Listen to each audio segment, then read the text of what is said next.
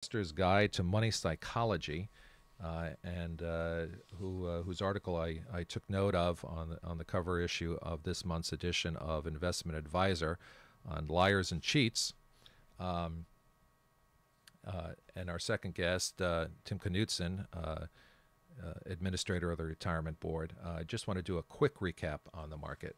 I mentioned that last Friday the markets blew up, and they did. Last Friday we saw a 400-point decline in the Dow, which was huge. That represents about 3.13% of the Dow. Other broad market indicators fell as well. The S&P 500 was down 3.09%, and the NASDAQ index, or the high-tech index, was down 2.98%.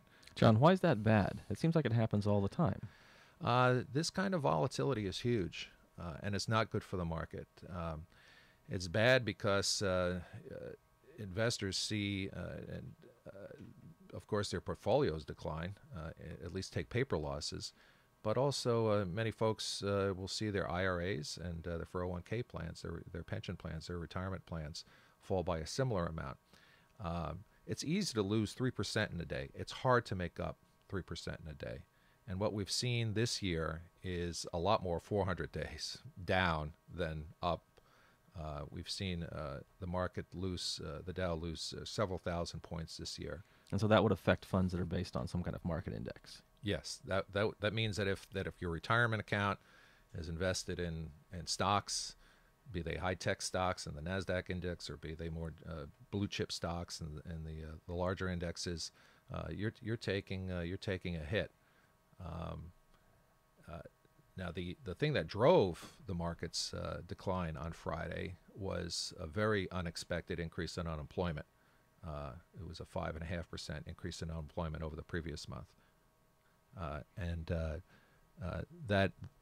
That signal that we're getting from the market is that we despite what our president is saying, we very may be entering into a serious recession.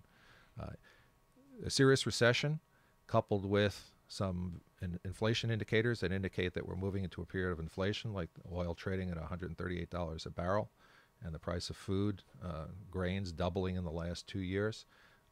Signals something called stagflation, which is pernicious. It's like the most serious virus an economy can get. You have high inflation coupled with a serious prolonged recession, which means that the Fed can't spend its way out of it. It can't drop interest rates and increase liquidity in the market in the hopes that it will stimulate business and get the country out of recession, because to do so would be inflationary and drive down the dollar even more. So what happens to the people that are making these decisions? Is there any kind of repercussions to them in the industry? Oh, yeah.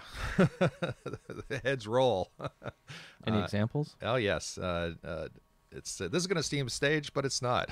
Heads did roll. Yesterday they rolled at a very venerable Wall Street firm, Lehman Brothers.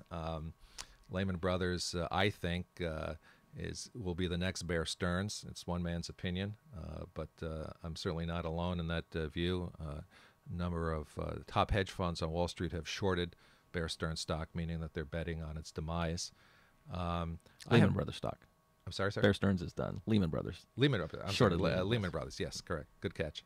I have an interest in Lehman Brothers because I have friends who work there, and also because probably the top ranking woman on Wall Street, Erin Callan, lost her job yesterday. I'm the father of 5 daughters, and I have an real interest in glass ceilings and women in business, and particularly women on Wall Street. I've worked on Wall Street basically all my life, and I'll tell you, it's one of the real bastions of sexism in America today. Erin Callan lost her job basically because she was a chief financial officer at Lehman. She was basically not forthcoming with the losses and the write-downs that Lehman Brothers should have disclosed much earlier to the analyst community that was following Lehman stock. And Wall Street takes no prisoners. She lost her job, and she was a real star, which kind of is a good segue into our first guest, Olivia Mellon. Olivia Mellon, as I mentioned, is the author of The Psychology of Money, The Investor's Guide to the Psychology of Money. And I saw her article on liars and cheats in the June edition of Investment Advisor. I believe she started her career as a psychotherapist, started looking at the dynamics of power and money in relationships, particularly among married couples, and then sort of expanded from there and looked at the same dynamics in larger types of relationships, like between clients and their investment advisors. Olivia, I'm very, very happy to have you on this show. Thank you. Thanks for inviting me. By the way, the name of my book is Advisor's Guide to Money Psychology. Advisor's Guide to Money and Yep, Psychology. it's for advisors, not for investors. Oh, okay. My first 3 books are for the general public. Money Harmony, also called Your Money Style, Overcoming Overspending, and Money Shy to Money Sure, which is for women and has a lot of investment advice. But basically the 4th one is really for financial professionals. Very good. And where can we find those books, Olivia? At moneyharmony.com is the best way, which is my website. MoneyHarmony.com. Moneyharmony.com. And you're also a speaker, is that correct? I'm a speaker. I speak all over the country, to women's groups, to financial planners, to therapists, to you name it. That's one of the things that I love the most, actually, is educating people and showing them my wonderful cartoons about overspending, about male-female differences in money. It's something I really love. And then, of course, I write this regular column in Investment Advisor since 1996. So lately I'm working on cultural differences in money.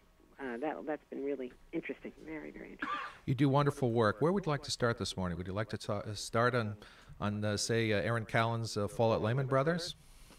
Well, yeah, I'll start anyway. You know, basically, I'm not an expert on lying, cheating, and stealing. I decided to do it because I thought somebody needed to do it.